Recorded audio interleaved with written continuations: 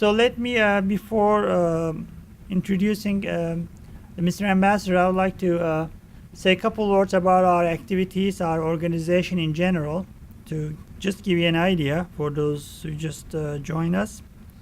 So this is a broader umbrella organization nationwide. So we have cultural organizations, community centers, dialogue centers, business organizations, business chambers, academician organizations, private schools, and Turkic organization. So nationwide, so we have more than 220 individual institutions from Seattle to Miami. They're all non-profit, non-governmental. One of the highlight of the event last year, we organized at the Willard Hotel. That was the gala reception. So we had about 700 people, and very strong attendance from the Congress. We had 7 senators and 54 congresspersons, as you see some of the pictures on the wall. And our activities really broad. So we have conferences, seminars, panels, roundtables, and just yesterday, one of our component organization, Rumi Forum, by the DuPont Circle, had a Peace and Dialogue Award ceremony. So we had a great crowd there, so we really enjoyed. And just to highlight 2 activities briefly, we organized 35 state capitol house the get-together, basically out of 50 states. So we are really active, really strong to get the word out, to expose the culture in general. And finally, our Turkey trips. We invite the community leaders, elected officials to Turkey for a kind of intercultural tour. And in the course of 7-8 years, we had about 3,000 the leaders all around the United States. We took to Turkey just to interact with them and just to show not just the one country, but the region.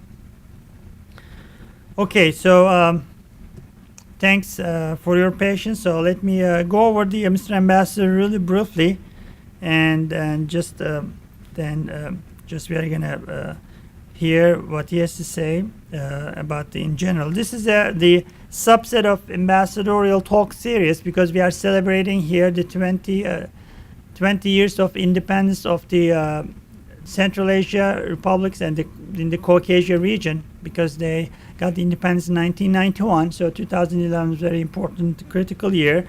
So I'd like to get their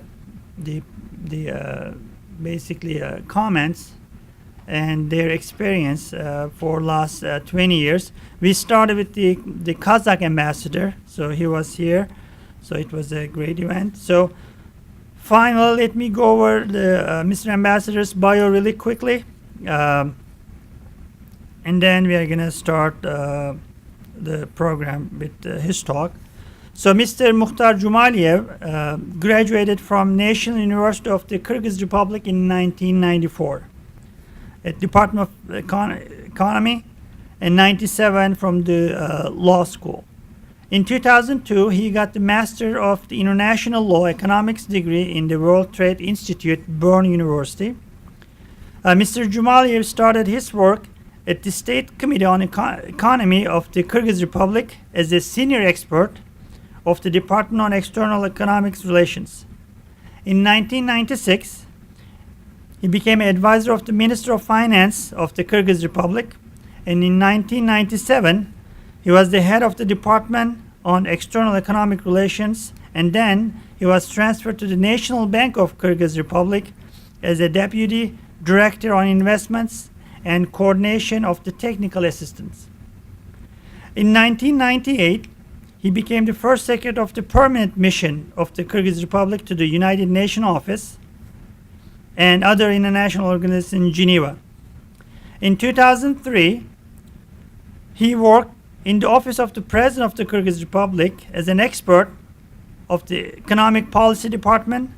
And 2003, He was the first deputy of the Minister of Foreign Trade and Industry of the Kyrgyz Republic.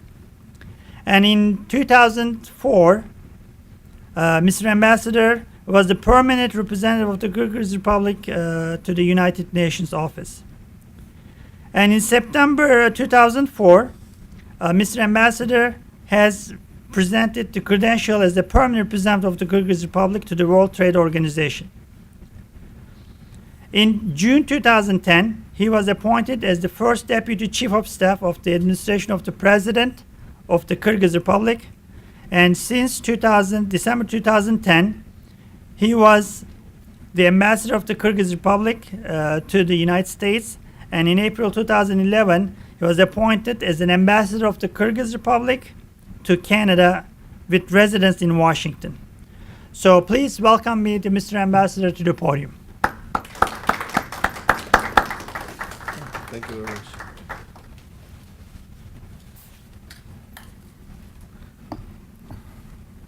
Thank you very much. Thank you for your warm welcoming me, and it is a great honor and privilege to me to be here with you. It's my second time, and as it was asked me to speak about the 20 years of Kyrgyzstan's independence since the collapse of the Soviet Union in 1991, so I was prepared to talk to you and to share with Kyrgyzstan's experience. How was the political situations we passed through this very difficult period, and about our economical challenges. And also I'd like to talk about the Kyrgyzstan's new political reforms. As you all know about that, 2010 was one of the crucial time for Kyrgyzstan's political change in Kyrgyzstan.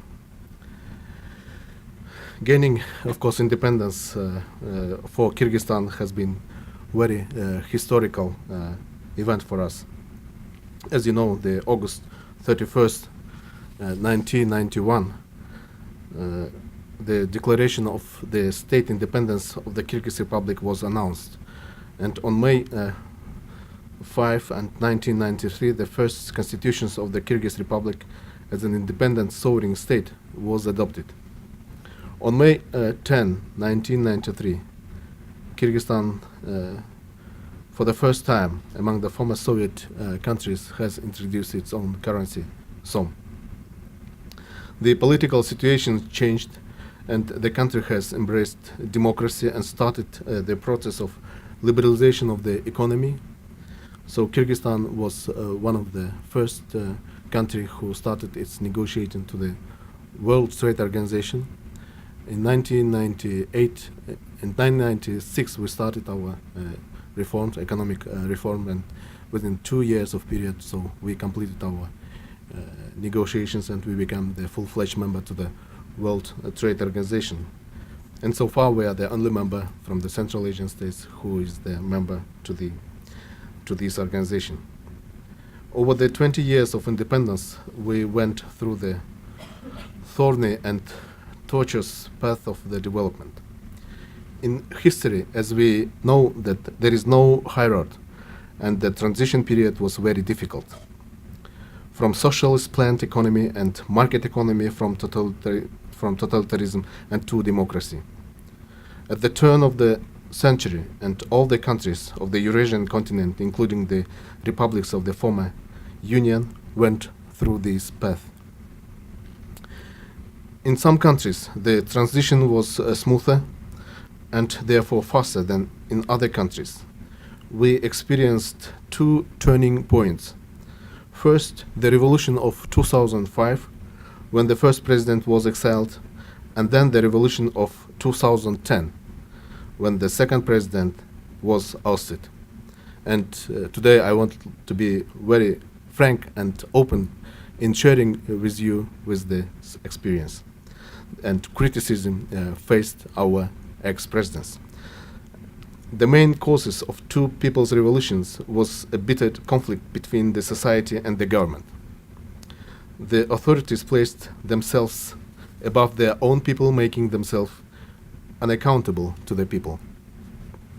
They ceased expressing the people's interests is the violation of the principle of freedom and justice that blew up the masses to push them to oppose the dictatorship of the president, the sole control of the country, and the transformation of the state power into the family business. Our fundamental law, the Constitution of 1993, was subjected to endless amendments and revisions.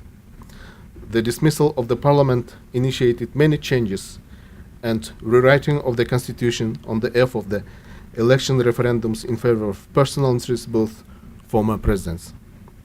The last 20 years are the years of searching, incredible hardship and difficulties, complete change of ownership, learning and accepting of the new forms of management, and gaining market knowledges.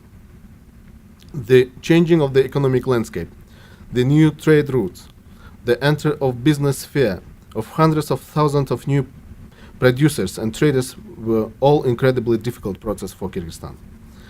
The survival in a complex environment, completely independent on petroleum, gas, and sometime electricity, threw us back to the pre-Soviet era, and more often than not, this remains painful as for today.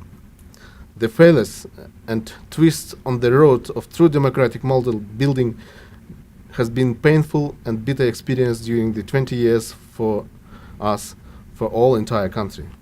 They led to loosening the state institutions. Hundreds of thousands of citizens raised their voices in the fight against injustice and impunity for crimes against people in all paths of the country. It became clear that democratization, the awakening of the masses towards controlling their destiny, and family clan power are the sworn enemies. This was confirmed during the regime of Bakiev, that time around even more disastrous, in more pernicious forms of criminality and corruption swept through the country, embedded in the supreme power, the waves of raiding and redistribution of property, the most ruthless and arbitrarians of the family clan and structure, the repression of the opposition, the rampant shadow economy and drug trafficking and violence of the constitutional norms, the folding away of the democratic institutions and free press establishment of double standards in foreign and domestic policy. The authoritarian family clan periods of two presidential rules that accumulated enormous of economic and social problems and contradictions inevitably led to people's revolutions and fierce collisions.